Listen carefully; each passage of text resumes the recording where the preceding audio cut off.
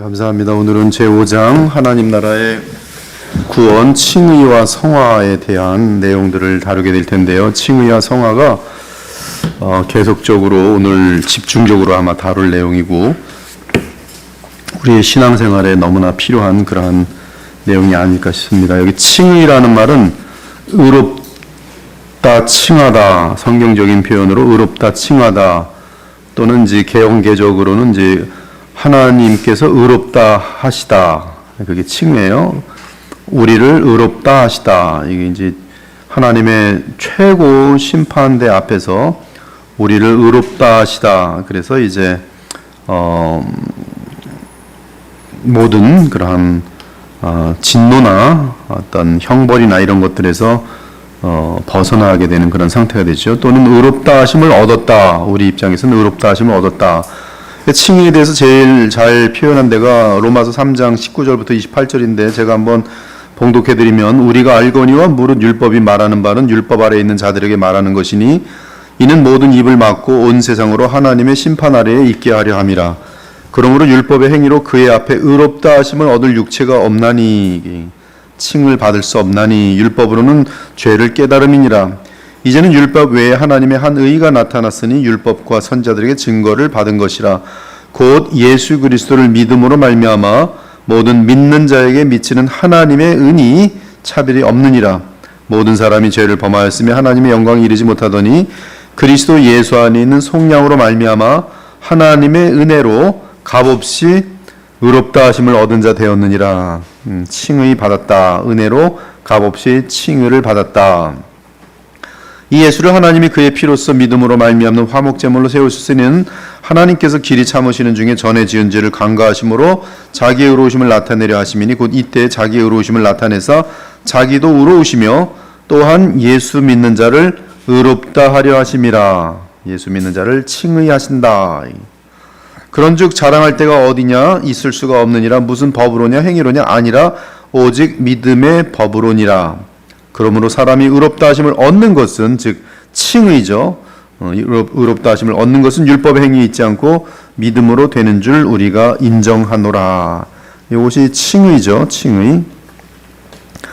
이 칭의가 되면은 의롭다 하나님께서 선포하시면 그 의로움에는 반드시 그 보상이 따르는데 그 보상이 거듭남입니다. 영생이에요. 그래서 영생을 얻음이 로마서 2장 10절에 보면 이 의롭게 완전한 의를 이룬 자들에게는 영생을 주신다고 돼 있어요. 근데 그것을 아담에게도 약속했지만 아담은 실패해서 얻지 못했고 그리고 이제 둘째 아담이 와서 하나님 앞에 완전한 의를 이루심으로 말미암아 영생을 얻어내셨어요. 그 둘째 아담이 영생을 얻어내시고 그리고 그분은 하나님의 아들로서 자기에게 속한 자들에게 그 영생을 나누어 주셨으니 바로 예수님과 연합한 즉 결혼한 자들에게 영생을 나누어 주심이 성령으로 거듭나게 하시는 것이죠. 그래서 이때 예수께서 우리에게 얻어내셔서 주시는 그 영생을 골로새 3장 3절에서는 그리스도와 함께 하나님 안에 감추어진 생명이다. 영원히 보호함을 받는 생명이다.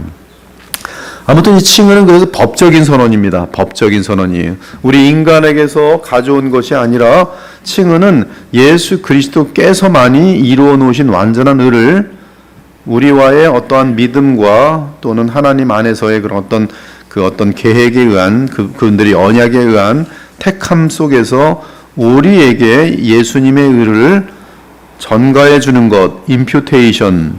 그것이 이제 루터 종교 개혁자들이 이제 성경을 통해서 확고하게 정리해 놓은 내용입니다. 그 전까지는 이러한 그리스도의 의를 전가받는 개념이 없었기 때문에 인간이 구원받으려면 자기가 그 의를 이루어야 되는 그런 부담이 엄청 컸어요. 그러니까 이게 중세 시대로 들어갈 수밖에 없었는데 이제 예수 그리스도로 말미암아 오직 의인은 믿음으로 말미암아 살리라 함과 함께 즉 믿음으로 말미암아 이 영생을 얻게 되는 그러한 그 내용을 얻게 되면서 그들은 이제 종교 개혁 당시부터는 이제 이 칭의, 임퓨테이션, 전가의 그런 가르침에 서게 됩니다. 그러므로 하나님 앞에서 죄인이 하나님을 가까이 할 수 있는 합당한 근거는 법적인 근거는 칭의입니다. 이 칭의는 인간에게 없다니까요. 이 칭의는 오직 예수께서 우리에게 그의 완전한 의를 전가시켜 줌으로 말미암아 우리는 하나님 앞에 나아갈 수 있는 합당한 근거가 돼요. 이 칭의는 하나님께 가까이 나아가기 위해 필요한 법적인 근거다. 하나님을 가까이 하는 것이 칭의의 목적이다. 왜 칭의를 하나님께서는 허락해 주셨는가? 칭의가 돼야지만이 예수님의 그 어떤 죄사함과 그분의 의로 우리를 덮어줌으로 말미암아 우리가 하나님 앞에 나아갈 때도 타 죽지 않고 하나님 보좌 앞에 나아갈 수 있는 것이, 그래서 하나님을 가까이 하는 것이 칭의의 목적이다. 엄격히 말하면 칭의가 아니라 하나님께 나아가는 것이 복이다. 즉 칭의만 얻고 끝나는 것이 아니라 하나님께 나아가는 것이 칭의로 인한 궁극적인 복이다. 이는 하나님 그분이 복의 근원이시고 생명의 근원이시기 때문이죠. 즉 칭의의 목적은 하나님께 가까이 나아가 그분과 교통하는 것이다. 이때 실제로 신자가 하나님께 가까이 나아가는 사건이 영적인 부활이다. 즉 영생을 얻음이죠. 중생하는 것이죠. 거듭나는 것입니다. 그것이 칭의를 받은 사람에게는 중생의 역사가 나타나서 그 중생의 생명을 가진 자들은 이제 법적인 근거가 완성된 가운데에서 하나님 보좌 앞에 나아갈 수가 있는 것이, 따라서 이 영적인 부활과 칭의의 관계는 매우 중요합니다. 맞물려 있어요. 십자가와 부활의 구원사적 의미는 즉 예수께서 이르신 십자가와 칭의의 근거죠. 그 다음 부활, 우리에게 성령으로 생명을 주시는 근거죠. 이 십자가와 부활의 구원사적 의미는 결국은 우리로 하나님 앞으로 인도하기 위함입니다. 즉 법적으로 하자가 없고 그리고 생명이 있어야 하나님을 만나 뵙죠. 그래서 이 법적인 근거 그리고 생명, 거룩한 생명이 있는 근거는 하나는 십자가로 하나는 부활로 우리에게 주시는 것인데, 그 구원사에 의해서 성령에 의해서 우리에게 칭의와 생명을 중생을 얻는 것, 그것이 곧 하나님 앞으로 인도함을 받게 되는 것이죠. 하나님 앞에 나아갈 수가 있는 것이. 여러분에게는 지금 두 가지 사건이 있는데 칭의가 돼 있고 또 뭐가 돼 있어요? 칭의와 함께 여러분들에게는 거듭났어요. 즉 부활 생명이 있어요. 이 거듭난 생명은 우리가 그리스도 안에서 하나님 그리스도와 함께 하나님 안에 감추어진 생명이죠. 거듭난 것은 하나님 나라 들어간 것이기 때문에 위로 올림을 받아 앉힌 것이죠. 그리스도 안에 있는 이 새 인류는 즉 거듭난 생명, 이 거듭남이라는 것은 예수 그리스도의 생명입니다. 예수 그리스도께서 얻어낸 생명이에요. 그러니까 예수 그리스도 전에는 이것이 어떤 하나님께서 간접적으로 하나님의 생명으로서 우리에게 허락되었지만, 그러나 이 예수께서 얻어내신 실제 생명은 이제 예수께서 십자가에서 죽으시고 부활하심으로 우리에게 주시는 저 종말론적인 생명이 우리에게 들어온 것이죠. 하나님 나라가 이 땅에 임하게 되면서요. 그러므로 이 새 인류는 이제 하나님께 언제든지 가까이 접근할 수 있게 되었다. 여러분들 혹시 들어본 적이 뭐 좀 신학에 관심 있는 사람들은 상당히 오래 전부터 한 적어도 한 5년 이상 전부터 세관점, 바울의 세관점이라는 그런 신학적인 용어로 전 세계를 복잡하게 만든 이름이 있어요. 샌더스라는 이름도 있고, 그 샌더스와 함께 가장 더 대표적인 이름 톰 라이트라는 사람이 한때 상당히 전 세계를 복잡하게 하고 있습니다. 지금도 이 톰 라이트의 글이 한국에도 많이 들어와 있어요. 톰 라이트를 출판하는 내용들도 있고, 이 정확한 어떤 복음의 핵심을 모르는 사람들은 다 이런 좋은 얘기들이기 때문에 그 톰 라이트가 쓴 책들을 많이 사서 읽어요. 그리고 톰 라이트 같은 경우는 이제 굉장히 이제 알미니안적이고 중세적인 그런 개념을 가지면서 결국은 율법주의로 돌아간 하나의 케이스인데, 이 톰 라이트는 그 갈라디아서 같은 경우를 볼 때 바울이 대적한 사람은 위선적인 그런 율법주의자들을 말하는 것이지, 율법이라는 것은 선한 것이기 때문에 참으로 율법을 존중하고 율법을 지키려는 자들을 갈라디아에서 바울이 저주한 게 아니다. 그래서 이 갈라디아에서 말하는 이 칭의라는 것은 유대교의 진정한 어떤 남은 공동체에 어떤 가입하게 되면서 교회가 서게 되는 그런 그림인데, 거기에 진실한 사람들을 율법적으로 잘 지키고 나가는 그러한 사람들, 그래서 이 칭의라는 것은 정말 이 진실한 유대인들의 그 교회라는 그런 구성 속에서 이들이 다시 가입하게 되는 것이다. 그래서 이 톰 라이트는 이 칭의 자체의 개념을 근본적으로 바꿔버립니다. 칭의라는 것은 곧 교회, 하나님이 인정하시는 교회에 들어오는 하나의 입교식이다. 뭐 쯔빙글리처럼 뭐 하여튼 그런 뭐 세례 같은 경우는 쯔빙글리인지 입교 정도로 보는 것처럼 여기는 이제 칭의는 바로 입교다. 뭐 그런 개념을 갖게 되는 것이죠. 그래서 칭의는 사람들이 어떻게 그리스도인이 되는지에 대한 것이 아니라 그들이 그리스도인이 되었다는 사실을 교회의 멤버십으로 선포하는 것이다. 그래서 점검을 하고 교회는 그리고 이 사람은 보니까 위선적인 그런 유대인이 아니고 진실한 유대인이니까 너는 합격. 그리고 그 이후에 계속적으로 이러한 예수님의 말씀을 진실로 잘 따르면서 결국 이 칭이라는 것은 무슨 내가 이뤄내지도 않은 의를 외부에서 뭘 가져오고 그런 개념이 아니고 나름대로의 그 어떤 그 율법을 잘 지키는, 그래서 이들은 지금 결국 율법주의로 돌아가는 그런 그림이 돼요. 톰 라이트는. 그런 칭의를 개인 구원의 문제가 아닌 교회 공동체 가입의 문제로 보았다. 이건 종교개혁에서 다시 또 다루게 됩니다. 톰 라이트에 대해서는. 이 톰 라이트에 따르면 이신칭의는 구원론이 아니라 교회론이다. 구원을 말하는 것이 아니라 교회를 말하는 것이다. 라이트의 관점이 전통적인 이신칭의 교리에서 크게 벗어나는 것은 분명하다. 이 바울의 세 관점의 출현은 신학계와 교계에 상당한 파장과 논란을 불러일으켰다. 라이트의 관점은 종교개혁을 통해 찾은 복음을 다시 잃게 하는 위험한 관점이다. 어마어마하게 위험한 관점인데 이런 것들이 참 다시 슬며시 교회에 받아들여지고 어리석은 복음을 모르는 목사들은 이러한 라이트의 글들을 많이 선전하고 또 읽는 것들이 얼마나 참 답답한 일인지 모르겠어요. 근데 이러한 일들이 발생하는 원인 중에 하나가 뭐냐면 소위 이신칭의에 대해서 개신교 자체가 굉장히 그 이기적인 방법으로 이걸 부패시켰다는 것이죠.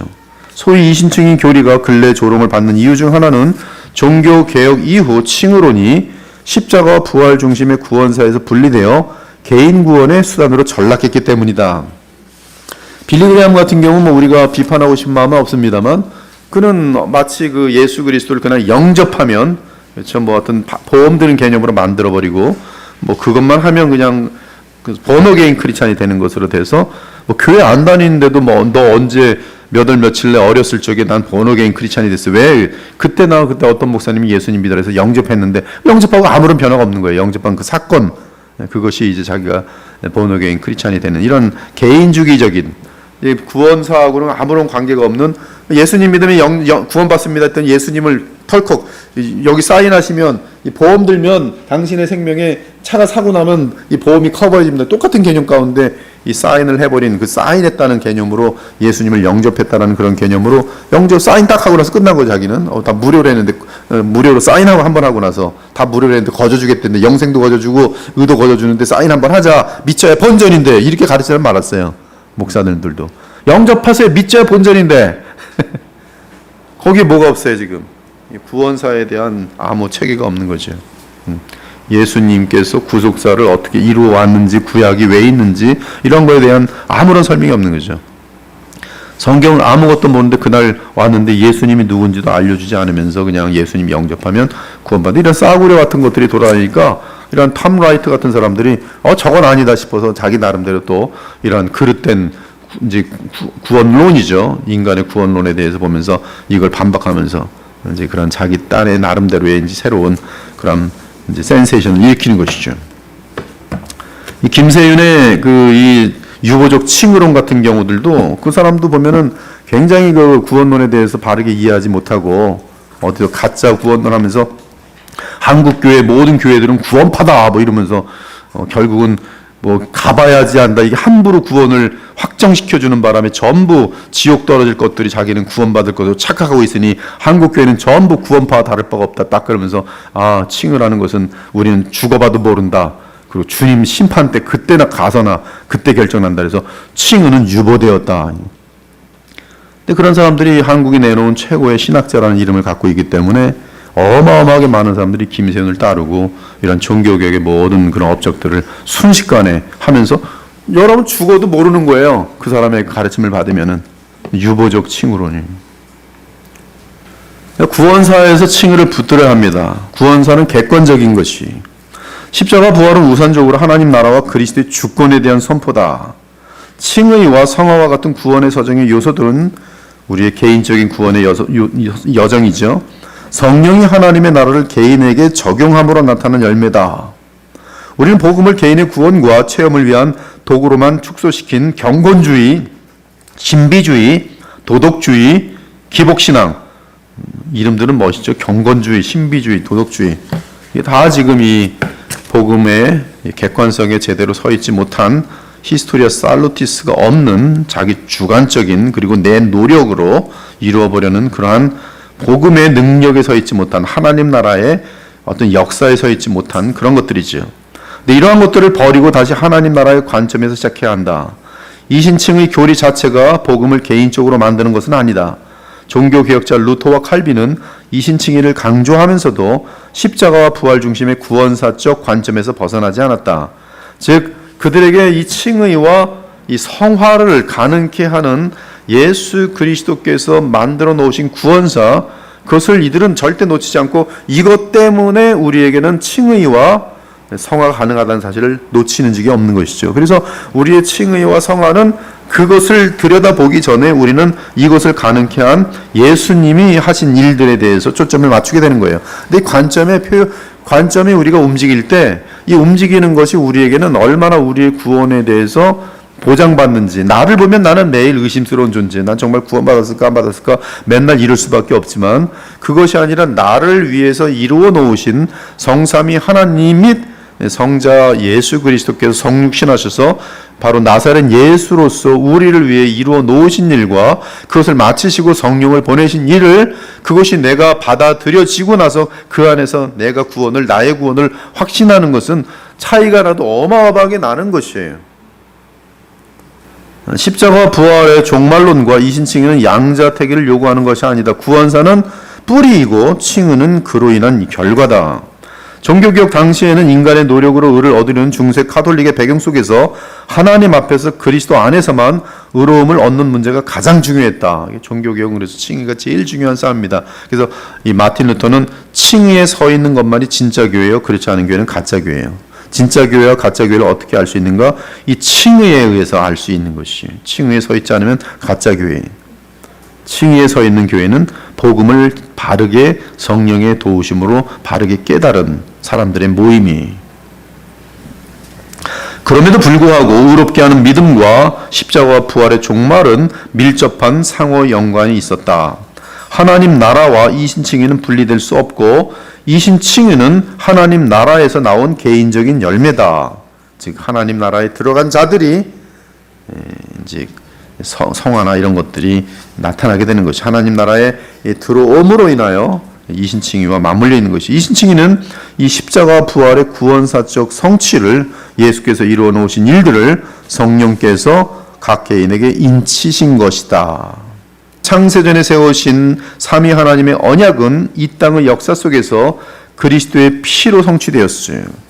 그리고 그리스도의 십자가의 속량으로 성취되고 십자가 속량이 끝난 것을 가지고 창세전에 택함 받은 자들을 향하여 찾아 역사하시는 분이 성령이시죠. 그리고 섭리적으로는 그들에게 복음을 전하는 주의 종들이 있죠. 그리스도가 부활하셔서 성령을 부어주심으로 하나님 나라가 임하여 땅에 임했습니다. 그리스도의 부활과 성령 강림은 땅과 하늘이 통합되는 새 창조의 사건이, 새로운 역사입니다. 카이로스. 구원사는 간단히 말하면 첫째 아담과 둘째 아담의 역사입니다. 따라서 칭의와 성화관계는 논리적인 순서라기보다 하나님 나라의 복음을 성령이 개인에게 적용하는 문제예요. 첫째 아담은 실패했지만 둘째 아담은 첫째 아담이 실패한 것을, 그 실패에 대한 고통을 친히 감당하시고 첫째 아담이 실패한 것, 의를 이루는, 영광에 이르는 것까지 둘째 아담은 성취하게 됩니다.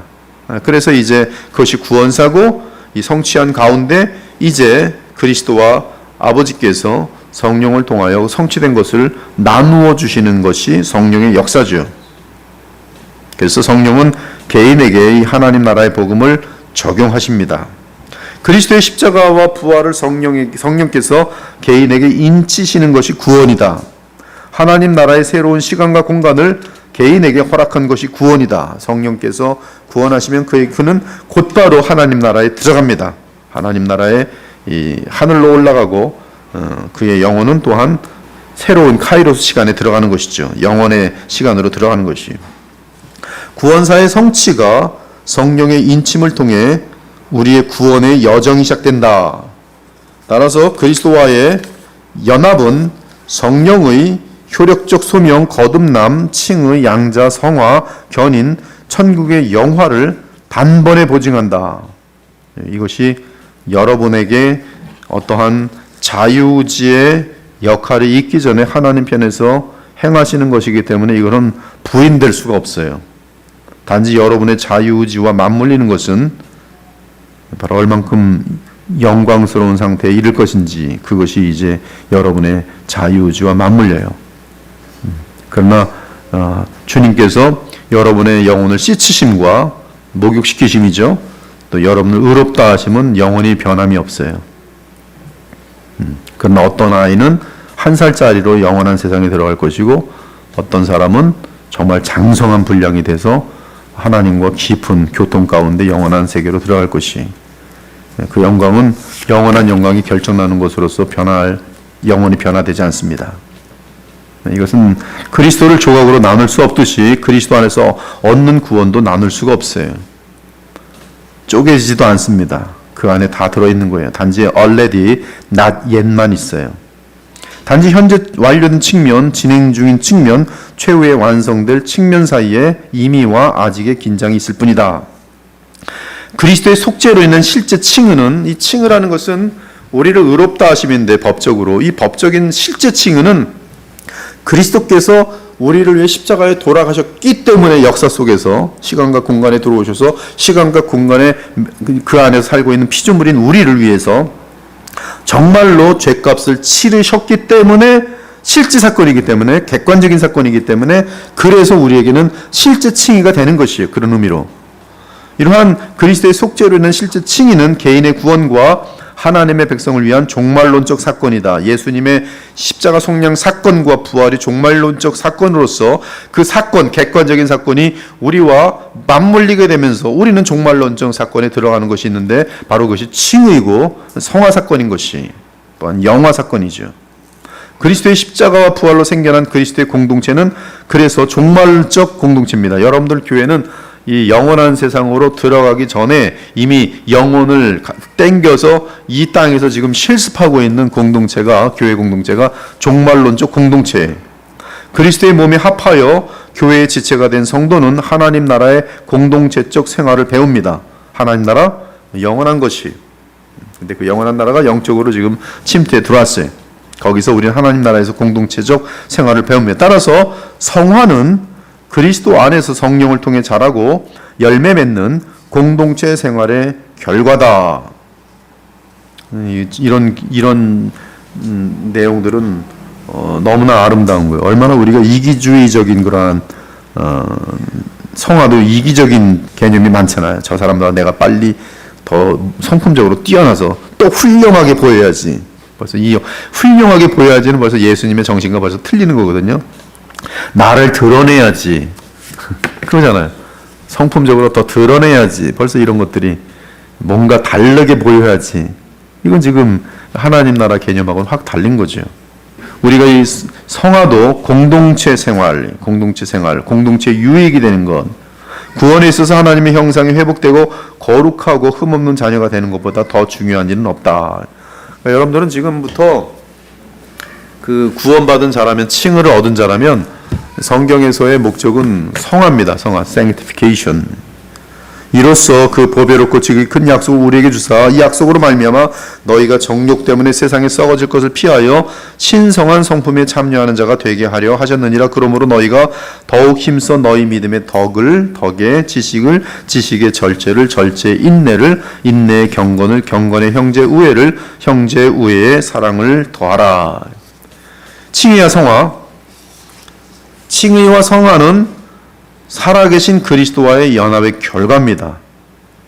그리스도를 얻으면 그것으로 따라오는 선물이 칭의와 성화예요. 아들을 아끼지 않고 주신 아버지께서 양자된 자녀들에게 아낌없이 주시는 선물 세트가 칭의와 성화입니다. 자기 아들을 아끼지 아니하시고 우리 모든 사람을 위하여 내주시니가 어찌 그 아들과 함께 모든 것을 우리에게 주시지 아니하겠느냐. 여기 모든 것에서 가장 중요한 선물 중에 두 가지는 칭의와 성화입니다. 교회는 그리스도와 함께 일으킴 받은 종말론적 공동체고, 성화는 교회에 아직 땅의 지체를 죽이는 영적인 전투가 남아있음을 의미합니다. 즉 성화는 여러분들이 이 땅에 남아있는 여러분의 지체와 싸우는 작업이에요. 칭의와 성화는 플라톤적인 영과 육의 충돌이 아니라, 이렇게 가르치는 모든 가르침은 영지주의로 빠지게 됩니다. 영과 육의 충돌로 가르치는 존재들은. 저도 한때 워치만에게 빠졌을 때 영과 육의 충돌을 물리적인 것과 나의 보이지 않는 것의 충돌로 봤어요. 그 충돌은 플라톤적인 개념이거든요. 플라톤은 무조건 이 두 개의 세계가 항상 영원히 적대는데, 보이지 않는 것은 거룩한 것이고 보이는 것은 퀄리티가 인피어리어, 열등한 것이기 때문에 이 물리적인 것과 물리적인 것이 함께 연합하는 것, 그것은 이 남녀의 성인데, 성은 그래서 더러운 것이, 반면에 영적인 것은 굉장히 깨끗한 것입니다. 이러한 개념이, 그러니까 그러한 개념에 물들면 이제 이 많이 먹는 것도 죄인 거고, 무슨 뭐 하여튼 뭐 몸 가지고 뭘 하는 건 다 뭐가 문제가 있는 거예요. 몸을 즐겁게 하는 거야, 이런 것들은 다. 그런 영과 육의 충돌이 아닌 것이죠. 지금 이 성화와 관련된 것은 이 하나님 나라의 임의와 아직과 관련돼. 이미 우리는 정결합니다. 이미 우리는 성결해요. 이미 의롭다 칭함을 받았어요. 근데 아직 완전하게 성결하지 못해요. 아직 우리가 영원한 영광에 들어가지 못했어요. 이런 의미에서 교회는 승리에 도취되어서도 안 되지만 패배감에 빠져서도 안 됩니다. 그러므로 십자가와 부활로 성취된 하나님의 나라를 떠나서 개인의 칭의와 성화를 말하는 것은 불가능합니다. 모순이에요. 정상적인 자신의 칭의와 성화를 정상적으로 분석해낼 수 없어요. 그리스도와 함께 일으킴 받은 새로운 시제를 망각하고 개인의 구원만을 말할 수가 없습니다. 구원의 서정에 대한 통전적, 총체적인 이해를 위해서는 그리스도와 함께 하늘에 앉은 공간적인 이동이 필수 전제예요. 그리스도를 얻은 것은 삼위 하나님의 사랑 안에 들어간 상태를 말합니다. 아직 그러나 이미 하나님 나라에 들어간 것이며, 그 사실은 개인의 경험 속에서 점차적인 성화의 열매로 나타날 것이, 여러분들이 성화의 열매가 조금 나타나던 많이 나타나던, 그건 이제 여러분들이 자기를 얼마나 복종시키냐에 따라서 비례할 것인데, 조금이라도 나타나요. 조금이라도. 근데 조금 더 안 나타나고 제로면, 또는 거꾸로 가면, 이거는 지금 가짜일 가능성이 많아요. 가짜일 가능성이. 하나님 나라의 도래로 천국과 영생이 미래에서 현재로 들어왔어요. 이건 지금 충분히 여러분 이해하죠. 이미 단번에 영원한 제사를 드리고 하늘 성소에 들어가신 그리스도와 함께 성령은 택한 백성의 구원의 전 과정을 보증하십니다. 칭의와 성화를 포함한 성도의 구원은 하나님 우편에서 드리는 그리스도의 기도로 보증되죠. 요한복음 17장의 기도는 바로 칭의 받은 하나님의 백성들에 대한 영원한 구원과 영생이 보증되어 있어요. 신자가 그리스도와 함께 하나님 우편에 앉은 것은 확정적인 칭의만이 아니라, 즉 여긴 죄사함이에요. 확정적인 죄사함, 확정적으로 의롭다 칭함을 받음. 과거, 현재, 미래 죄사함 다 받았어요. 그리스도께서 우리에게 주신 은은 영원히 지워지지 않습니다. 그래서 확정적인 칭의, 끝난 것이에요. 칭의는. 그것만이 아니라 결정적인 definitive 성화, 성경은 이것을 죄세씀이라고 말해요. 이 definitive 성화는 예수께서 시몬 베드로에게 하신 말씀에서 나오는데요. 시몬 베드로가 이르되 주여 내 발뿐 아니라 손과 머리도 씻어 주옵소서. 예수께서 이르시되 이미 목욕한 자는, 즉 뭐예요? 예수님과 언약을 맺은 사람들은 이미 목욕한 자예요. 예수님의 보혈로 다 씻겨진 자예요. 이미 목욕한 자는 발밖에 씻을 필요가 없느니라. 너희는 온몸이 깨끗하니라. 몸만 닦으면 돼요. 발. 그날 더러워진 발만 닦으면 돼요. 그것이 definitive 성화예요. 이미 우리는 온몸이 깨끗해졌어요. 우리는 이 새로운 깨끗한 어떠한 그 생명의 시작이 가능합니다. 끊을 수 없는 하나님의 사랑 가운데 하나님은 자기 자녀들을 사탄의 모든 정죄는 법적인 것이죠. 공격, 세력적인 것이에요. 그 정죄와 공격에서 보호하신다. 위로 올라간 공간적인 이동은 성도가 땅에서 부득불 하늘만 기다린 존재가 아님을 말해준다. 하나님 우편에서 선포된 의로움과 영원한 사랑은 서로 짝이 있어야 됩니다. 즉 하나님과 생명 얻은 우리가 하나님 보좌 앞에 나아갈 때 이게 사랑이 되죠. 이 영원한 사랑은 땅에 있는 신자에게 칭의를 보장하고 바로 하나님과의 사랑은 성화의 삶으로 인도합니다. 여기 이 모든 내용들을 볼 때 우리를 성화의 삶으로 인도하는 가장 중요한 성경용 요소가 뭐냐 하면은 하나님의 사랑이에요.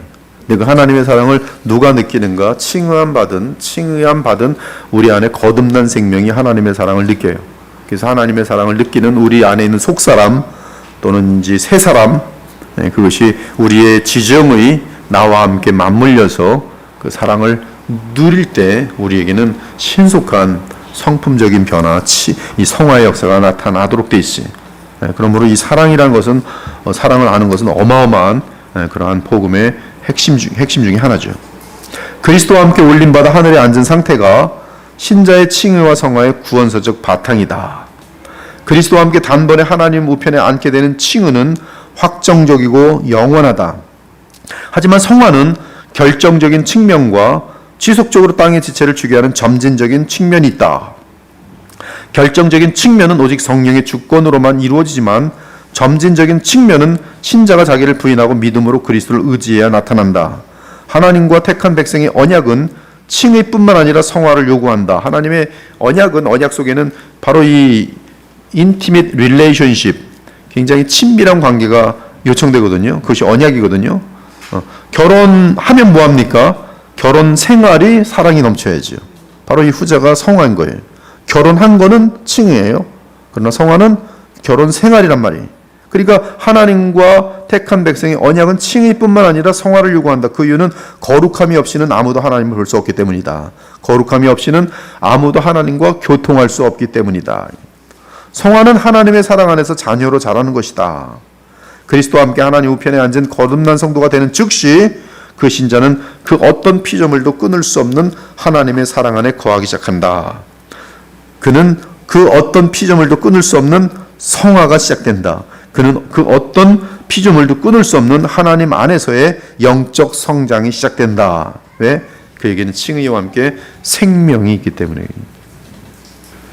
칭의와 동시에 즉각적인 성화가 성령에 의해 시작된다. 칭의의 이 성화의 주인공은 성령이십니다.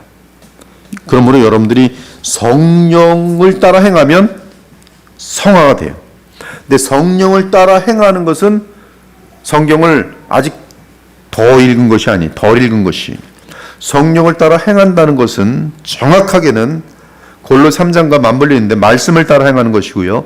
더 정확하게는 부활 승천하신 예수 그리스도 그분과의 인격적인 연합 속에서 그분의 지시를 따르려는 기꺼운 마음이 바로 성령 충만으로 이어지도록 되어 있어요. 그래서 고린도 12장에 보면 성령은 예수 그리스도를 주로 시인하는 것부터 시작돼요. 주, 나의 주인이라시란 말씀이. 그래서 성령 충만과 예수님을 주로 모심은 맞물려 있어요. 근데 지금 가짜 아나베프티스트 개통유식의 성령 충만은 영을 받는 거죠. 뭘 통해서? 리추얼을 통해서. 뭘 통해서? 기타를 통해서. 뭘 통해서? 무슨 이상한 신비 현상을 통해서. 그거는 이 사람에게 거룩한 삶의 변화, 성품의 영향, 아름다운 공동체를 만들어내는 그런 능력으로 나타나지 않아요. 되게 중요한 얘기를 했어요. 성화는 성령의 역사입니다. 그러나 그 성령의 역사는 언제나 우리에게는 인성의 예수 그리스도를 향한 믿음, 너희가 아버지를 믿으니 또 나를 믿으라. 예수 그리스도에 대한 구체적인 믿음이 나타나야 돼요. 저는 속상합니다. 많은 교회들이 하나님을 믿으라 지금도 그러고 있어요. 예수님을 믿으라? 그럼 가끔 세례 받을 때나 어떻게 얘기하지? 그러나 지금 성경 전체는 예수님을 믿도록 우리에게 요청하고 있어요. 창세기부터 계시록까지. 예수님을 의도적으로 기억하시고 믿으셔야 돼요. 나를 본 자는 곧 아버지를 본 것이고 나를 아는 것만이 하나님을 아는 길이에요.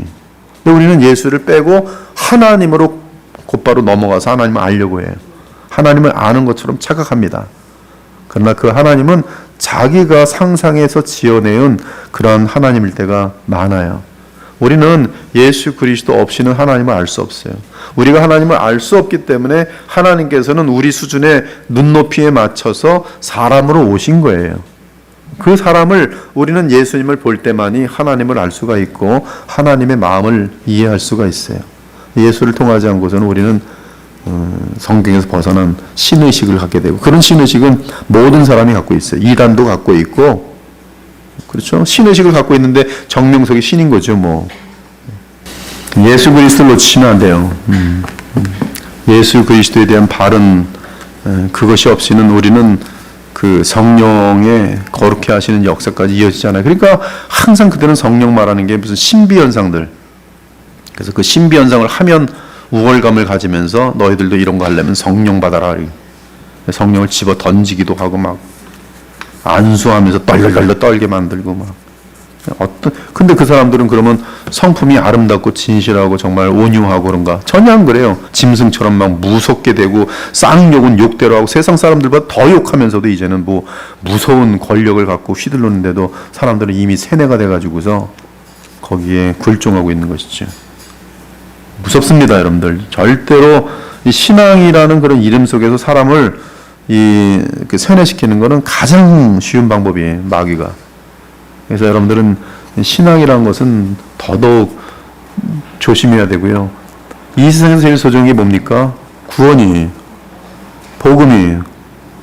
마귀가 얼마나 복음을 가로막겠습니까? 고린도후서 4장에 나오잖아요. 마귀가 사람들의 마음을 혼미케 하여 예수 그리스도 안에 하나님의 영광의 광채가 나는 것을 가린다. 예수를 못 믿게 만드는 거예요.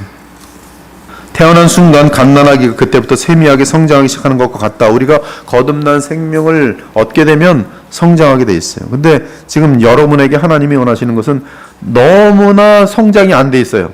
50년 전의 죄성이 아직도 그대로 이어지고 있어요. 이건 지금 복음의 이 성장이 뭐 어디서 문제인지 모르는 거죠. 가짜일 수도 있는 거고 진짜인데 복음을 적용하는 걸 모를 수 있는 거고, 이러한 정말 객관성 있는 복음을 배운 적이 없으니까 내 힘 가지고 하려고 하는데 안 되는 거고, 그러나 바른 복음을 알고 그리고 그 어린아이처럼 그 복음의 약속을 믿고 나가는 자들마다 내 힘과 결단의 힘이 아닌 바로 하나님 나라의 그 능력에 의해서 성장한다는 것이, 그것이 지금 sanctification, 즉 성화가 알려주는 구원사의 중요성이죠.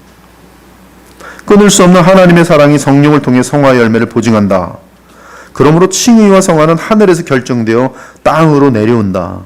십자가에서 단번에 영원한 제사가 되시고 하늘의 성소에 들어가신 대제사장이 기도한 것이 성령을 통해 땅에서 택한 자들에게 이루어진다.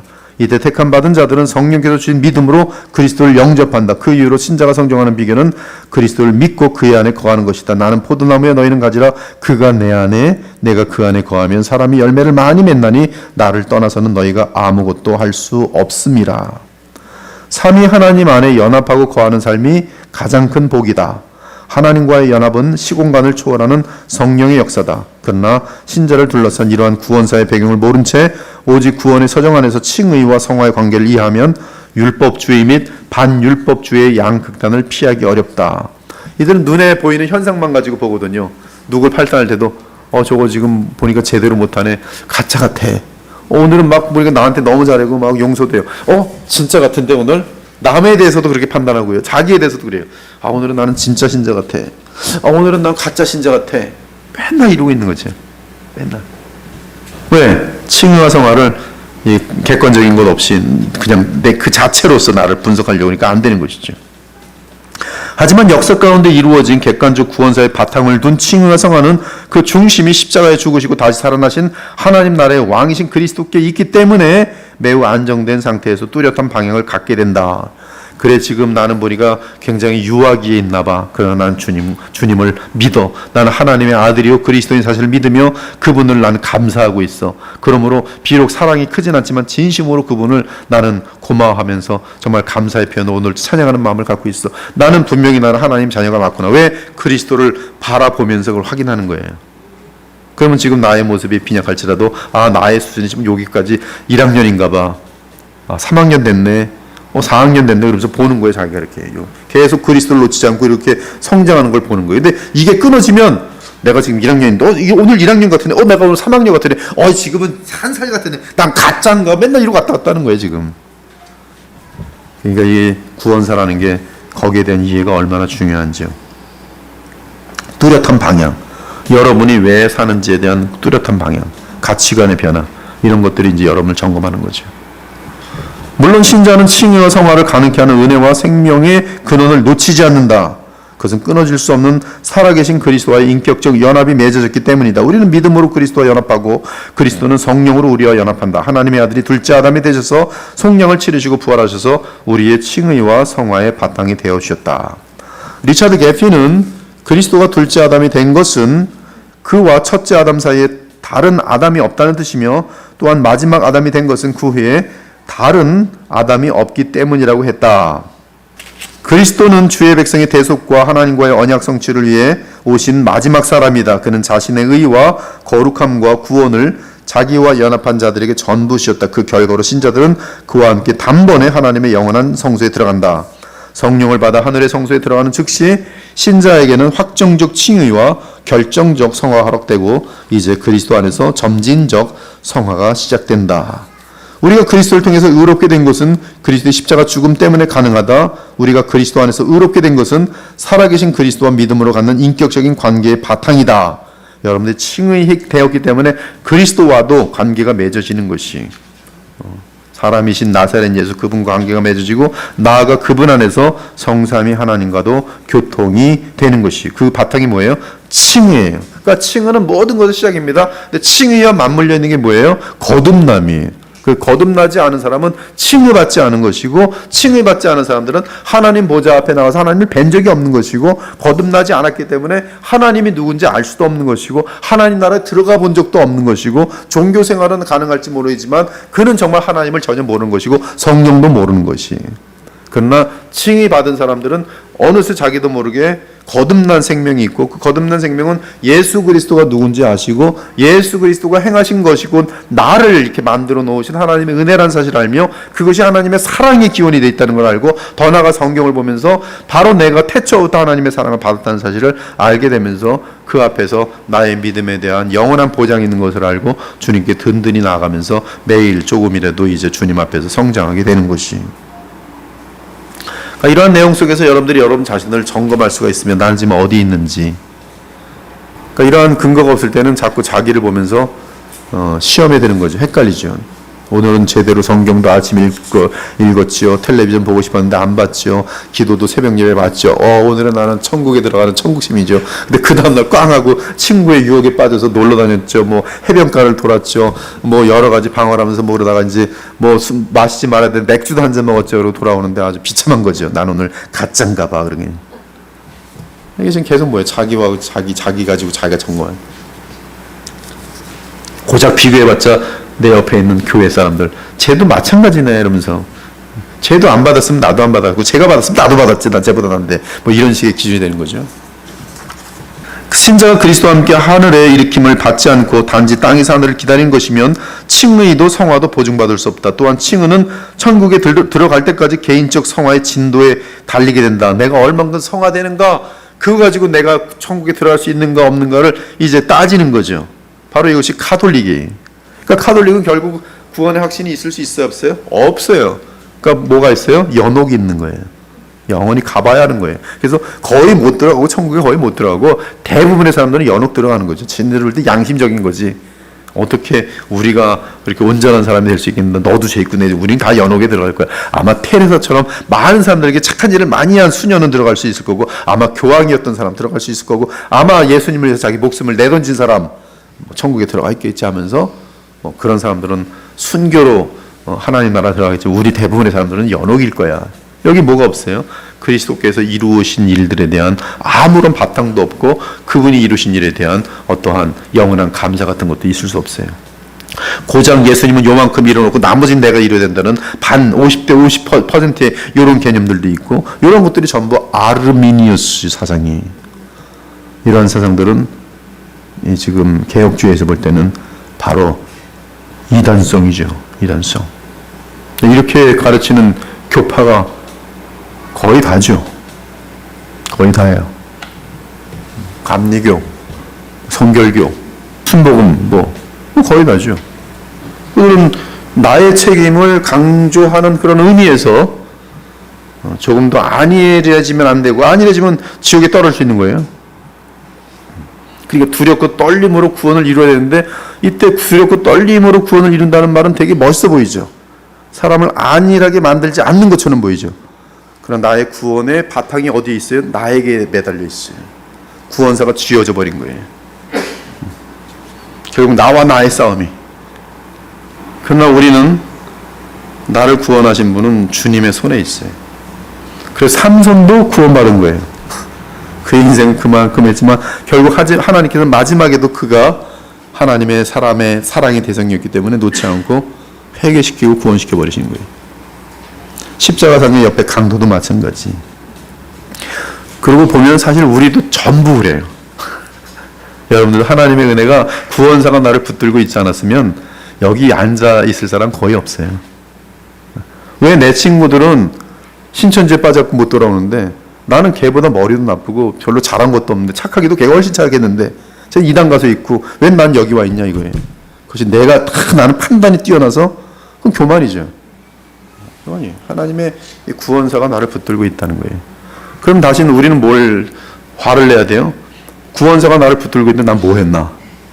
왜 성장하지 못했나? 여기서 이제 내가 얼마나 주님의 은혜를 모르고, 얼마나 주님께 배은망덕하고, 얼마나 이 어마어마한 예수님의 생명을 통해서 나를 구원하셨는데 그 은혜를 나는 가소로이 여기고 내 멋대로 살았는가, 이런 부분에 대한 회개가 철저하게 있어야 되는 것이죠. 상대적으로.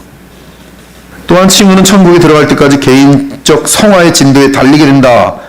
많이 성화된 사람은 좀 구원받을 확률이 높아지는 거고, 덜 성화된 사람은 구원받을 확률이 점점 낮아지는 거고, 심지어 믿음으로 의롭게 됐어도 내가 끝까지 율법을 준행해야 최종 구원을 받게 된다. 이건 갈라디아주의죠. 그래서 갈라디아서 보면은 이제 믿음으로 구원을 받고서는 나머지 믿음을 완성하는 것은 할례를 받아야 되고 이제 율법을 지켜야 되는 것이죠. 바울이 뭐라 그래요? 반 정도 너희는 복이 있도다 이러잖아요. cursed, 저주받을지라. 뭐예요?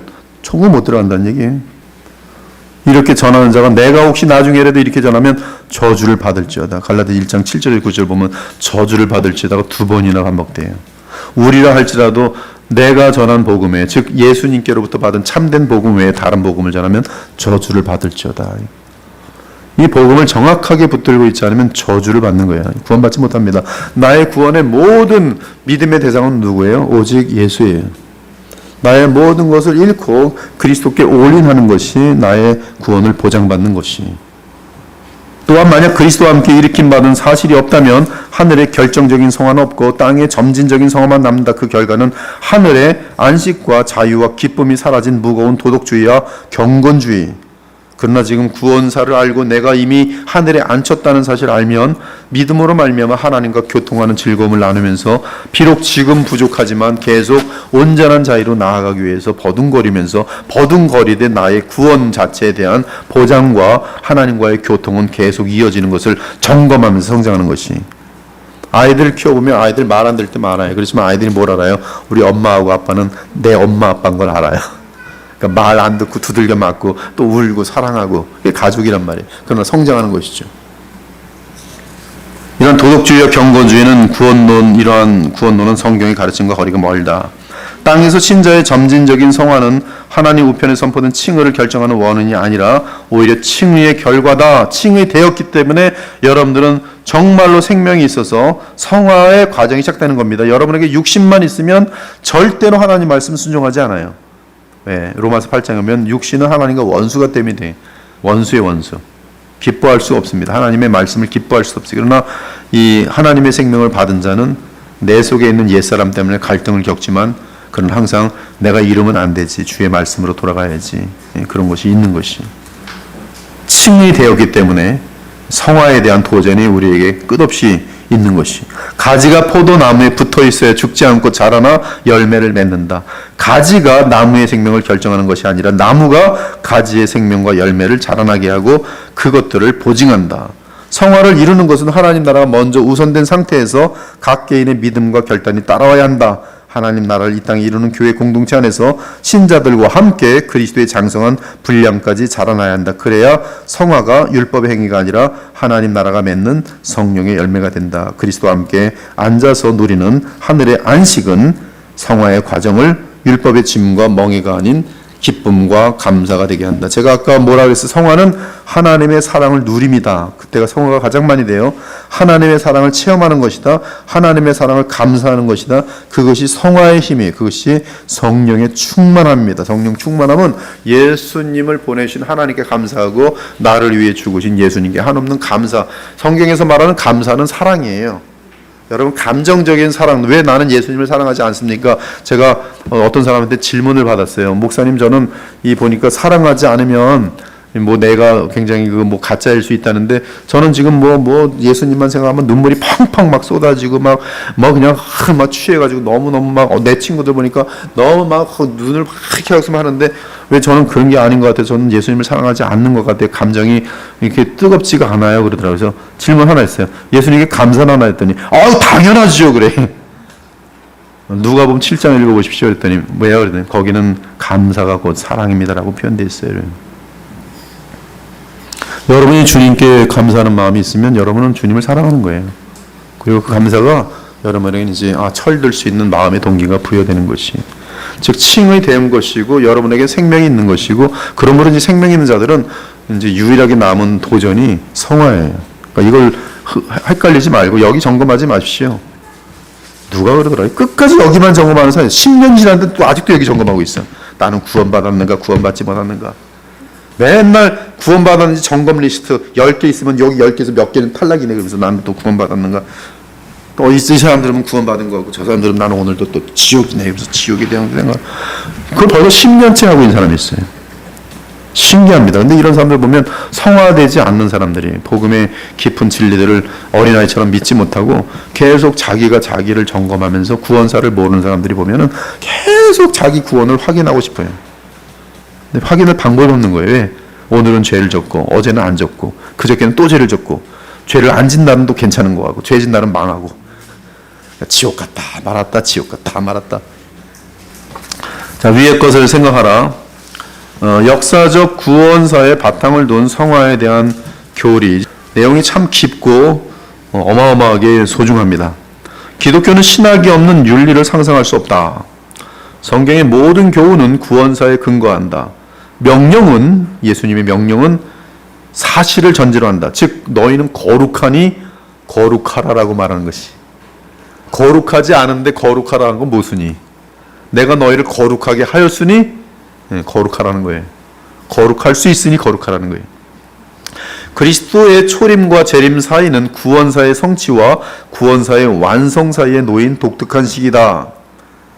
이승구 교수께서 오셨을 때는 이제 얼레딘 나지에 대해 완성되고 절정이다. 그래서 완성과 절정으로 이렇게 얼레딘 나지 개념을 놨는데 그것도 무슨 의미인지를 알겠어요. 예수께서 이루신 것은 다 완성했다. 모든 약속을 다 완성했다. 그리고 남은 것은 예수님의 재림과 함께 절정이 남았다. 근데 반면에 이 성취와 완성도 되게 좋은 것 같아요. 하나님의 모든 약속을 성취하시고 이제 나머지 완성을 기다리고 있다. 아무튼 어떤 그 같은 용어를 쓰던지 간에 다 우리는 충분히 받아들일 수 있는 것 같아요. 이 그리스도의 초림과 재림 사이는 구원사의 성취와 그리고 재림에 의한 완성 사이에 놓인 독특한 시기다. 각 개인의 성화는 이미와 아직의 구원사적 구도와 맞물린다. 그리스도가 지상에서 성취한 사역에 만들어진 이미와 아직의 하나님 나라가 각 신자 개인의 성화 문제를 정의한다. 지금 이 5장에서 챕터 5에서 그 여러분의 성화의 진정한 파운데이션을 너무나 잘 알려주고 있기 때문에 이걸 잘 배우셔야 돼요. 즉 우리의 개인의 성화는 하나님의 나라에 대한 의존도, 또 그 나라 속에서의 누림과 맞물려 있다는 사실을 우린 분명히 아셔야 돼요. 즉 그리스도인의 성화는 이미와 아직의 형태로 이 땅에 임한 하나님 나라에서 출발한다. 이제 신자는 그리스도와 함께 일으킴 받아 하늘의 시공간 속에 올라갔지만 아직 땅의 시간 속에서 거룩하게 살아야 하는 의무가 남아있다. 이때 새로운 피조물의 시간 속에서 성화를 주도하는 것은, 줄을 쭉쭉 그으세요, 성령과 율법이에요. 성화를 하도록 주시는 힘은 성령이시고 성화의 기준은 율법입니다. 율법에 대해서 그걸 없애는 사람들이 많아요. 은혜를 강조하면서. 지금도 보면 인터넷상에서 보면 은혜를 강조하는 것처럼 해서 맨 처음엔 되게 아름다운 것 같은데 나중에 보면 율법이 사라지면서 뭘 사랑인지 몰라. 사랑하는데 무엇이 사랑의 기준인지 다시 놓쳐버려요. 성화의 기준은 정확하게 결국은 아담이 지켰어야 할 어떤 완전한 율법, 마음으로부터 영원히 항상 지켜낼 수 있는 그 상태, 주님의 계명이라고도 말할 수 있고요. 율법의 모든 시작은 십계명이죠. 하여튼 그러면 이 기준입니다. 기준. 그러니까 성화를 알려면 이 율법을 잘 알아야 돼요. 왜? 그것이 기준이기 때문에 내가 에너지를 받아도 방향이 잡힌 거예요. 방향. 따라서 신자가 이 땅에서 거룩하여지기 위해서는 끊임없이 믿음으로 그리스도와 연합해야 한다. 왜 연합해야 돼요? 성령의 충만을 받기 위해서요. 성령을 누가 보내십니까? 주께서 보내세요. 언제 보내십니까? 우리가 그 안에 거할 때, 즉 믿을 때, 그리스도를 붙들고 믿을 때, 의지할 때에, 그러면 그분은 성령을 보내시고 우리에게 지시를 주세요. 그 지시가 율법이고 또 계명이고, 그때 지시와 함께 주시는 것은 그것을 지켜낼 수 있는 힘이, 생명력이 성령의 역사입니다. 그러므로 우리는 끊임없이 믿음으로 그리스도와 연합해야 한다. 이게 다 답이 나온 것이죠. 앞서 복음과 율법의 관계에서 보았듯이 성화에서 가장 설명하기 어렵고 까다로운 부분은 율법의 역할입니다. 율법은 사람을 구원시키지 못해요. 율법은 불신자들에게는 정죄를, 그래서 그들에게는 지옥의 합당함을 알려줘요. 이 율법은 양심의 기능하고 같아요. 이 칭의 논쟁은 사실상 율법의 역할에 대한 논쟁이라고 할 수 있어요. 중세 시대 때는 이 율법을 인간의 힘으로 지키고자 하는 이것이 바로 율법주의입니다. 인간의 힘으로 율법을 지켜내서 구원받으려 시도함. 얼마나 자만한 거고 얼마나 무식한 거고, 뱀이 열심히 기어다니면서 난 어느 날 양이 될 것이다 믿으면서 열심히 그냥 산과 이 바다로 막 꼬랑지를 흔들면서 땅바닥에 헤매는 거하고 똑같은 거예요. 우리가 그런 행위를 하는 종교들과 인간들이 인류 역사 가운데 얼마나 많은지 몰라요. 그리스도가 완성하신 율법의 의를 믿음으로 전가받아 칭의를 얻었다면 성화는 칭의를 받은 상태에서 성령을 통해 율법을 완성하는 과정이다. 로마서 3장에 정확하게 나옵니다. 이 너희가 믿음으로 칭의를 얻었으면 율법을 폐하느냐? 오히려 율법을 완성하느니라. 성경은 율법의 완성은 사랑이라고 강조합니다. 우리는 율법이란 단어를 생각할 때 절대 놓쳐서는 안 되는 게 있어요. 성경이 말하는 율법은 사랑이에요. 우리에게 율법을 주심도 사랑하기 때문에 하나님이 주신 것이. 즉 하나님 나라 관점에서 칭의는 율법의 완성인 사랑을 향하도록 합니다. 칭의는 끝이 사랑이에요. 칭의는 하나님과의 사랑을 위한 것이고 하나님과의 사랑을 나눈 자는 사랑으로 끝이 나요. 하나님과의 사랑, 이웃 사랑으로 끝나요. 공동체의 사랑으로 끝나요. 그것이 영원한 상태입니다. 즉 하나님 나라의 관점에서 칭의는 율법의 완성인 사랑을 향하도록 합니다. 그러므로 칭의와 성화는 분리될 수 없어요. 하나님의 사랑은 우리에게 성화를 이룹니다. 성화가 이루어지면 우리는 율법을 통하여 하나님을 사랑합니다. 그리고 이웃을 사랑해요. 언약적 관점에서 성화가 없는 칭의는 본래 존재하지 않아요. 칭의를 받은 사람은 반드시 언약적인 안에서, 언약 안에서 성화를 이루도록 되어 있죠. 하나님을 감사하고 사랑하게 되어 있고 이웃을 향하여 그리스도의 성품으로 성장하면서 사랑하고 돌보도록 되어 있어요. 그리스도와 함께 일으킴 받아 하늘에 앉은 신자는 이 땅에서 사랑을 위하여 율법을 지키는데 그것이 바로 언약의 성취입니다. 성도는 이미 죄에 대하여 죽었고 새 생명인 그리스도와 함께 하나님 안에 감춰져 있기 때문에 사랑을 위하여 율법을 사용할 수 있게 됐어요. 여러분들은 율법을 사용하되 사랑을 위하여 율법을 사용합니다. 불륜? 율법에서 벗어나는 거기 때문에 참된 사랑이 될 수가 없어요. 사랑하면 오히려 불륜을 저지르지 않고 보호해줘요. 사랑을 위하여 율법을 사용할 수 있어요. 욥기를 보면 엘리바스, 빌닷, 소발이 율법을 말합니다. 그들이 뭐예요? 율법을 가지고 몽둥이를 만들어서 욥의 뒤통수를 때려요. 왜 때려요? 하나님을 저주하도록 만들려고. 여러분, 이것이 법 가지고 따지는 인간들의 사회 모습이에요. 법 그럽니다. 근데 법을 왜 따져요? 저놈 죽이려고. 그러나 율법은 그것이 목적이 아니에요. 율법은 서로 사랑하기 위함이에요. 율법은 사랑을 위해서 있는 것이. 여기서 우리 안에서 사랑의 율법을 완성시키는 주체는 성령이시다. 생명이 있기에 성령이 내주하시기에 우리는 이 율법을 통해서 사랑을 완수합니다. 땅의 지체를 죽이라는 명령은 성령을 받고 하늘에 앉은 사람에게 주신 명령이다. 땅의 지체를 죽일 수 있는 이유가 죄성입니다. 죄성을 죽일 수 있는 이유가 그가 땅에 속한 사람이 아니기 때문이다. 신자는 세상 안에 있지만 세상에 속하지 않은 사람이다. 성령을 거스르는 육신에 속한 사람은 율법을 사용하여 성화에 이를 수 없다. 바리새인들이 율법에 대해서 전문가들이었어요.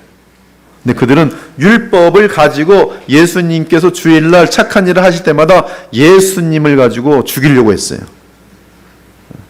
그리고 너 지금 주일날 너 지금 안식일날에 뭐 병든 사람을 일으켰어? 뭐 이 손 마른 사람을 낫게 했어? 이들은 지금 보면 예수님을 잡으려고 율법을 가지고 율법이라는 떼경 가지고 이렇게 지금 예수님을 지금 잡아내려고 지금 이러고 있잖아요. 이게 바리새인들이. 여러분, 신앙생활 할 때도 율법을 그렇게 사용하는 사람 많아요. 율법을 사랑으로 사용하지 못합니다. 사랑을 이루는 데 사용하지 못해요. 오히려 율법으로 미움과 교만을 드러냅니다. 내가 율법을 좀 잘 지키는 거 하면 저 사람보다 내가 의로워 보이니까 하면서 멸시하죠. 멸시. 영적 교만이죠. 성령으로 거듭나지 않은 자에게 율법은 양심의 정죄와 가책을 낳을 뿐이에요. 또 혹은 더 사악하고 교만한 위선자를 만들어낼 뿐이에요. 뭐가? 율법이. 그러니까 율법을 잘못 사용하면 아까 엘리바스, 빌닷, 소발처럼 마귀의 도구밖에 안 되는 거예요. 그것이 바로 율법주의. 복음이 없는 율법주의. 성화는 이신칭의의 열매라고 성경은 알려줍니다. 바울이 그렇게 얘기해요. 그러므로 형제들아, 나머지 내용은 전부 성화의 비결인데 내가 하나님의 모든 자비하심으로 너희를 권하노니 너희 몸을 하나님이 기뻐하시는 거룩한 산 제물로 드리라. 즉 하나님께 맡기는 것이죠. 이는 너희가 드릴 영적 예배니라. 너희는 이 시대를 본받지 말고 오직 마음을 성령으로 새롭게 함으로 변화를 받아 하나님의 선하시고 기뻐하시고 온전하신 뜻이 무엇인지 분별하고 순종하도록 하라. 이게 다 지금 포함되어 있어요. 이 위에 로마서 12장 1절에서 접속사 그러므로는 로마서 서신의 전반부와 후반부를 연결합니다. 즉 믿음으로 의롭다 칭함을 얻었으니 그에 합당한 삶을 살라는 것이, 성화하라는 것이, 그러므로는 그리스도와 함께 위로 올림 받았으니 땅의 지체를 죽이는 것과 같은 용도로 쓰였어요. 그러므로 골로새서는 즉 골로새서는 너희가 위로 앉았으니 하늘에 앉혔으니 그러므로 땅의 지체를 죽이라. 골로새 3장 5절이. 근데 로마서에서는 너희가 칭의를 받았으니 그러므로 성화를 힘쓰라. 바울은 골로새서에서 그리스도와 함께 올림 받았으니 결과적으로 위의 것을 찾고 땅의 것을 구하지 말라고 말합니다. 즉 로마서는 칭의를 성화의 근거로 삼는 반면 골로새서에서는 그리스도와 함께 성도가 하늘에 올림 받아 앉았으니 그것을 성화의 근거로 삼아요. 로마서는 구원의 서정에서 논리적인 전과 후를 비교했고, 즉 칭의 받은 자는 성화되기 마련이고, 골로새서는 칭의 받아 거듭난 자는 부활을 통하여 공간적 이동을 했으니 너희는 거룩한 생명을 가졌으니 당연히 거룩하라. 이 두 가지는 다 상호 보완적으로 같은 모든 그리스도 안에서의 선물을 다 포함하고 있는 것이죠. 새 사람을 입었으니, 그렇죠? 새 사람을 입었으니 그러므로 너희는 하나님이 택하사 거룩하고 사랑받는 자처럼 긍휼과 자비와 겸손과 온유와 오래 참음을 옷 입고, 즉 계속 성화라는 말씀이죠. 옷 입는 거예요. 그리스도를 계속 입는 거죠. 내가 사는 것이 아니라 그리스도께서 나를 대신하여 사시는 것이죠.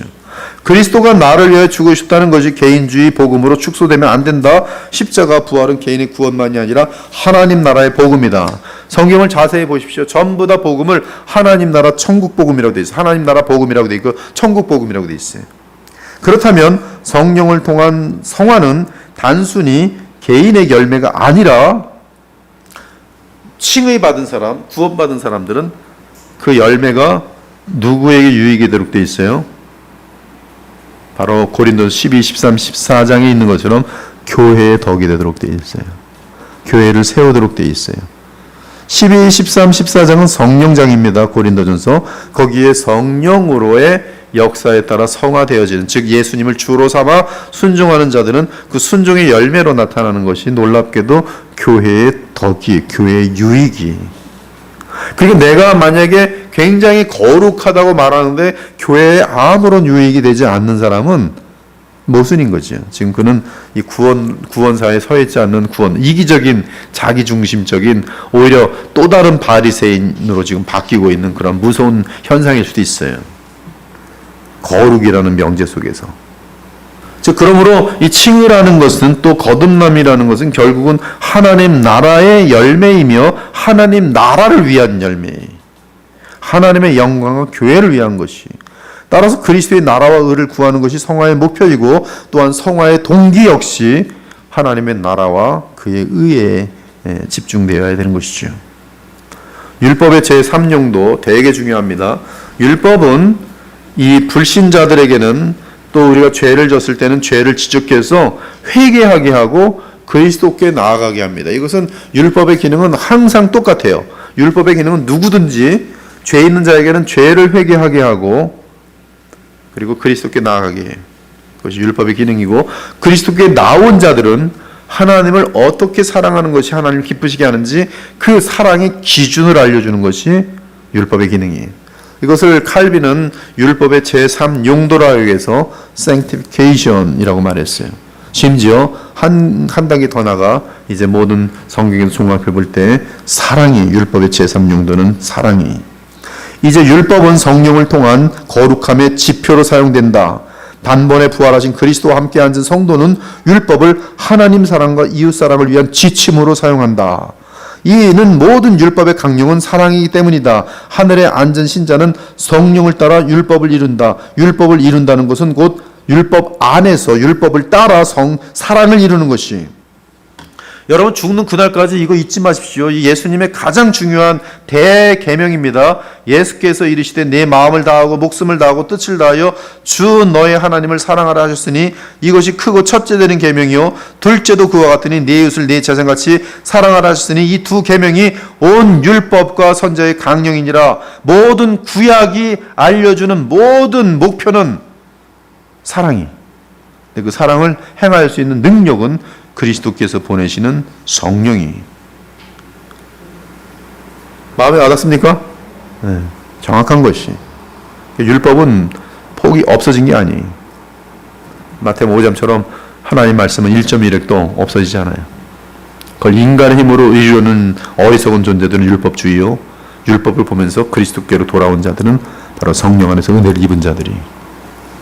그리고 그리스도께 돌아오면 그러면 율법은 무관해지는 거 아니에요. 돌아왔기 때문에 이제부터는 내 힘이 아닌 주님이 주시는 사랑의 힘으로 그 사랑에 감동하여서 그 하나님을 사랑하는 것과 이웃사랑을 율법을 지킴으로 나타내는 것이. 사랑으로 역사하는 믿음은 달리 말하면 성화로 역사하는 칭의다.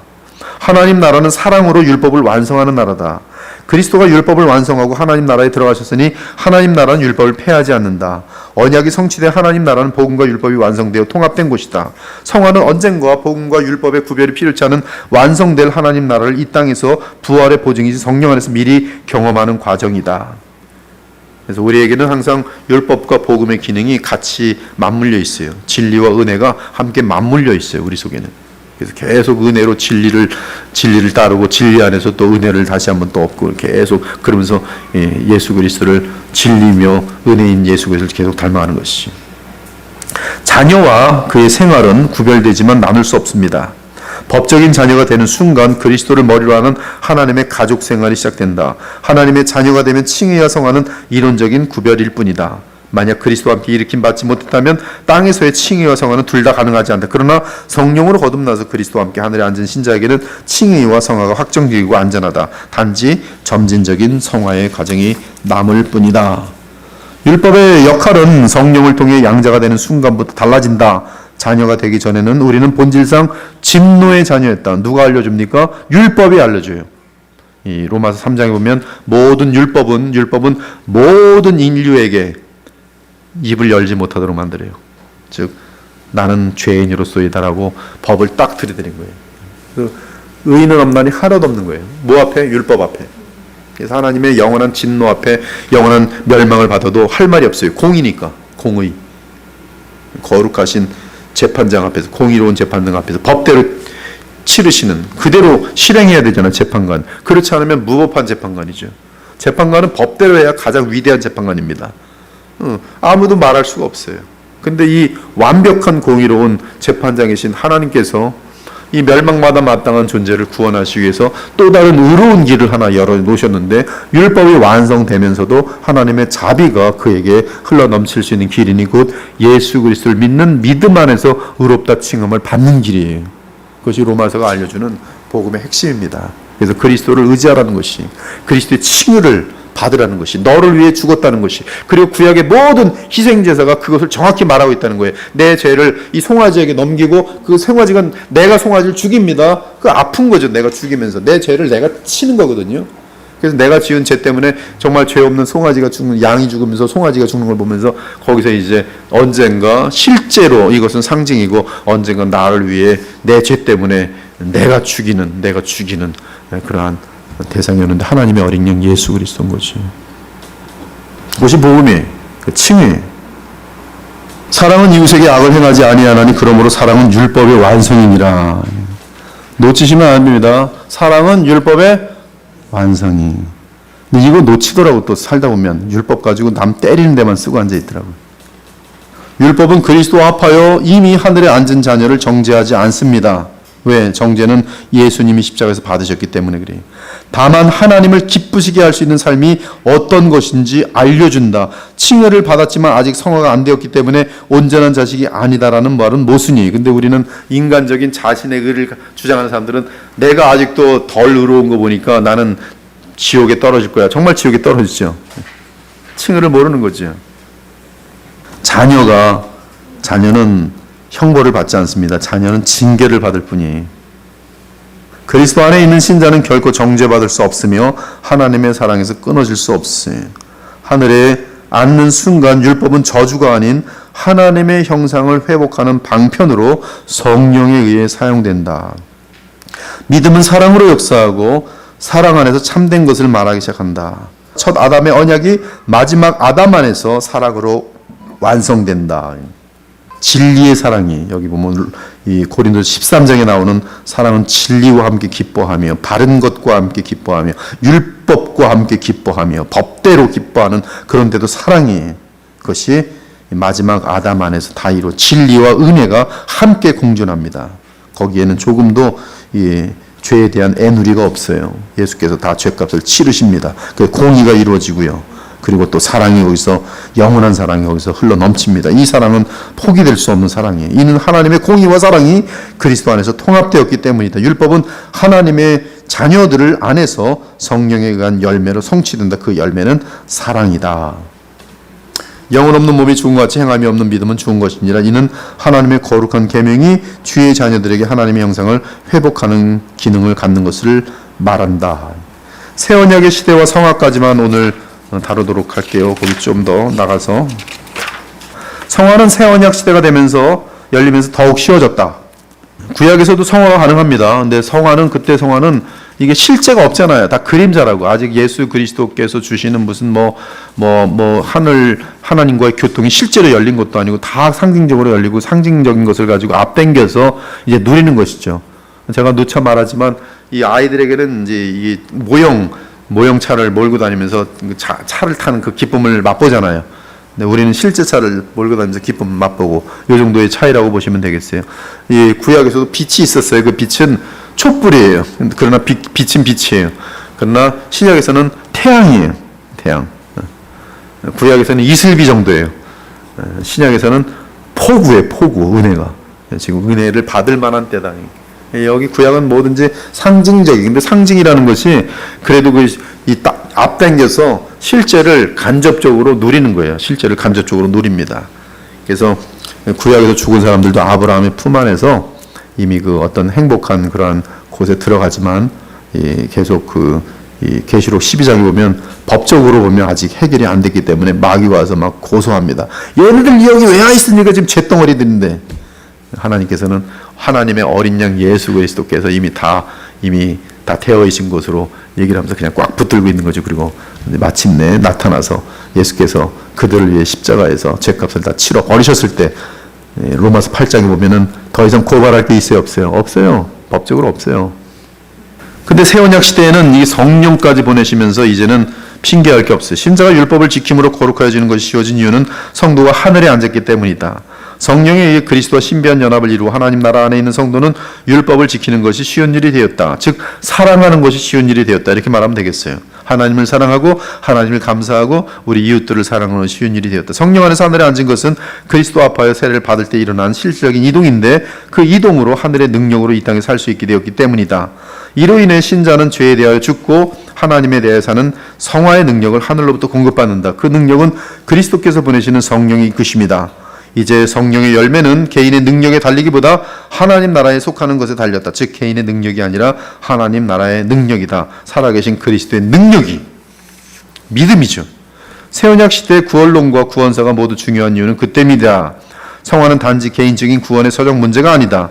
개인적인 마음은 원이지만 육신이 약하기 때문에 새로운 영역에 들어가야 한다. 이것이 구약에서 바라본 새언약이에요. 계속 지금 너희들은 실패하지, 힘들지, 안 되지, 실패로 끝났잖아요, 구약 전체가. 근데 그때 계속 예레미야를 통해서, 에스겔을 통해서 뭐 약속합니까? 새 영, 뭐예요? 성령이 언제 오십니까? 이제 메시아가 오셔서 우리의 죄값을 치르시고 그분이 부활 승천하셔서 보내실 새 영이에요. 우리는 그 새 영에 의해서 하늘에 안치우게 되고 하늘에 예수님의 전능하신 능력, 하나님의 전능하신 능력으로 우리는 살아갈 수가 있어요. 죄에 대해서, 마귀에 대해서, 세상에 대해서. 제자들도 성령을 받기 전에는 지극히 연약한 나약함을 보입니다. 주님은 위로부터 오실 성령을 약속하시며 기다리러 가셨어요. 하나님 나라를 약속하신 것이죠. 그리스도는 고난받고 부활하신 후에 약속대로 아버지께 성령을 받아 교회에 보내주셨어요. 여러분, 성령 강림 전과 성령 강림 이후의 제자들은 180도로 바뀝니다. 베드로는 예수님을 저주하면서 부인했어요. 그렇죠?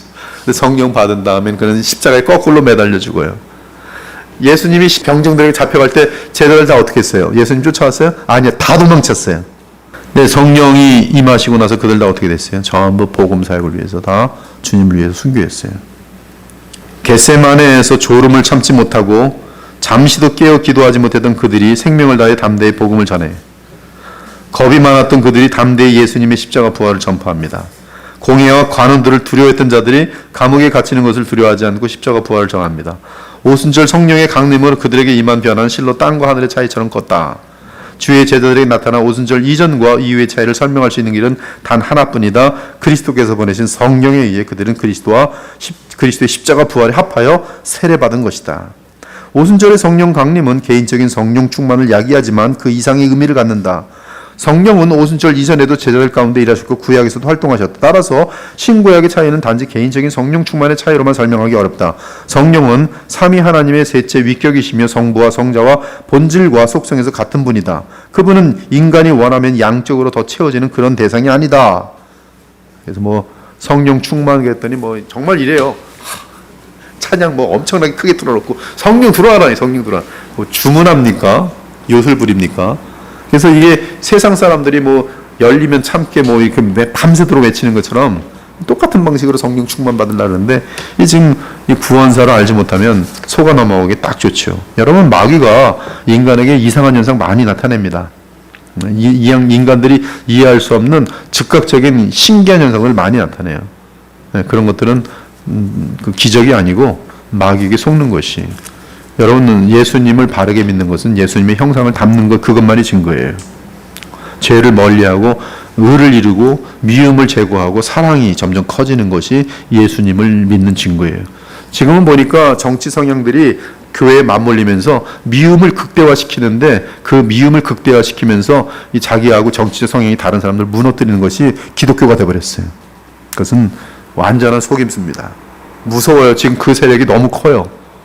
하나님께서 이 나라를 보여주시는 걸 모르고 단지 정치적으로 우리가 어떤 우파에 속해야지만이 안전할 것 같은 그런 착각들을 하는 그런 모양들, 어떤 파에 하여튼 정치적으로 너무 치우쳐서 신앙보다 앞서오는 사람들은 그 사람들은 상당히 그 예수님께서 기뻐하지 않으세요. 여러분, 예수님의 12제자 중에 하나는 극우고 하나는 극좌입니다. 마태는 극우고요. 세리로서 로마에서 돈 받아 먹던 사람이에요. 열심당이라는 것은 이 로마 제국을 타도하고 무너뜨리려는 사람이에요. 열심당에 누가 있어요? 유다가 있어요. 가룟 유다 말고. 근데 예수님 안에서 그들은 한 형제가 돼요. 성령 받은 다음에 이들에게는 그냥 하나님 나라 복음과 영혼 구원과 하나님 나라 도래를 위해서 일할 뿐이지 무슨 어디에 속해가지고 그것을 기독교의 이름으로 싸우지 않아요. 그러나 부활하신 그리스도께서 신자들에게 보내신 성령은 오순절의 구원사적 성취였다. 그것은 부활하신 그리스도께서 성령을 부어주심으로 땅에 있는 신자들과 성령 안에서 연합하는 사건으로서 말세적 사건이에요. 따라서 오순절 사건이 후대의 개인적 성령 체험의 일반적인 패러다임이 될 수 없다. 지금도 오순절 사도행전 2장 사건 가지고 맨날 어떻게 해서인지 일으켜보려고 방언이 막 불의 혀처럼 휙 들어오고 막 무슨 하여튼 그때 이제 방언하고 막 이런 거 똑같이 발생시켜 보려고 심지어 1970년대는 방언하면은 하나님 나라 들어가는 것이고 방언 못하면 하나님 나라 들어가지 못해요. 왜? 방언은 천국 언어기 때문에. 정말 그렇게 가르쳤어요, 목사들이. 오순절 계통에서. 성령께서 은사라는 건 성령이 주시는 건데 그걸 인간이 지금 매니퓰레이트 하면서 얼마나 무색하고 무서운 일들이 많은지 몰라요. 사도행전 2장이 이게 구원사인데 구원사를 가지고서 지금 십자가에 죽는 게 단 이례적 사건이잖아요. 그렇죠? 십자가 예수님의 부활도 단 이례적인 사건이라고. 사도행전 2장은 십자가에서 그 구원을 이루신, 속죄를 이루신, 속량을 이루신 그분께서 그 속량이 이루신 효과들을 우리 각 개인들에게, 택한 백성들에게 지금 나누어 주시는 칭의와 성화와 영생과 이런 모든 것들이 포함된 이제 앞으로의 전 열방을 향한 구원의 그런 발전인데, 그것을 가지고 인위적으로 인간들이 교회 내에서 그 성취해 보려고 하는 것이 이제 오순절 계통의 많은 교회에서 그것을 실행하죠. 그러다가 이제 그게 더 발전한 게, 좀 더 발전한 게 바로 터진 게 신사도죠, 신사도. 그런 것들이 있으려니까 사도가 필요한 거예요. 왜? 사도 시대 그렇게 했으니까 갑자기 자기도 계시를 받으면서 난 사도다 그러면서, 사도는 이제 뭘 일으켜야 돼요? 기적도 일으켜야 되거든. 이제 영적인 환각을 맛보고 나면은 이게 아무도 이제 목사님이 주일날 지루하게 1시간 설교한다? 여기 만약에 신사도 운동 앉아있으면 저 사람 지금 뭐 하는 거야? 지금 박수 치면서 신나게 해야 되는데 뭘 무슨 이사를 가지고 깊게 들어, 머리 아파. 이게 어떻게 다니겠습니까, 신사도가?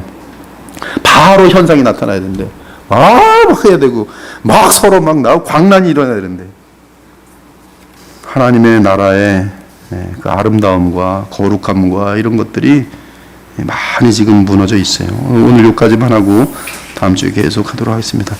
하나님 감사합니다. 저희들에게 구원사를 알고 또 구원사 위에 서 있는 아름다운 칭의와 성화의 역사들, 율법의 기능들을 오늘도 잘 정리해 나갈 수 있도록 하시니 감사합니다.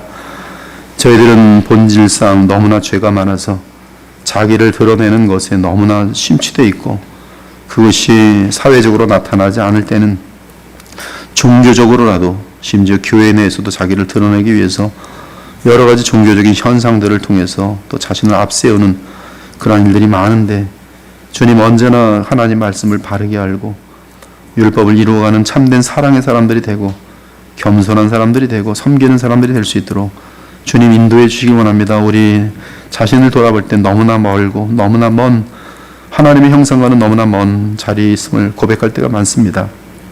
그저 긍휼히 여겨주시고 우리의 안개 같은 짧은 인생, 주의 진리를 바르게 붙들고 그 진리 가운데서 성장하길 원하니, 주님이 교회의 진리가 사라지지 않게 하시고 주의 복음이 계속 숨쉬며 역사하는, 오직 주의 은혜만이 이 일을 이룰 수 있는 줄 믿사오니, 주여 이 악한 시대, 어둠의 시대에 주께서 세우신 이 영광스러운 교회에 주의 복음이 계속 살아 숨쉴 수 있도록 주님 인도하여 주시옵소서. 오늘도 귀한 말씀 받고 저희들 돌아갑니다.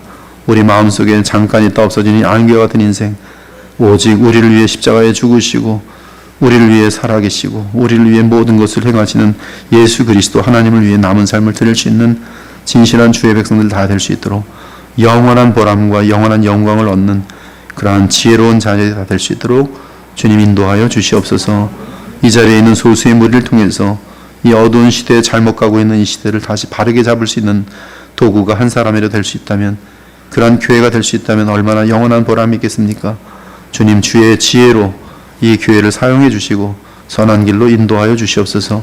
우리 모두가 죄 가운데 있지 않고 거룩함 가운데 깨어있게 하셔서 주의 뜻을 바르게 분별할 수 있도록 주님 불쌍히 여겨주시고 인도하여 주시옵소서. 돌아가시는 발걸음 주님이 함께 하시길 바라올 때 살아계신 우리 주 예수 그리스도의 이름으로 기도 올립니다. 아멘. 예, 안녕히 돌아가시기 바랍니다. 감사합니다.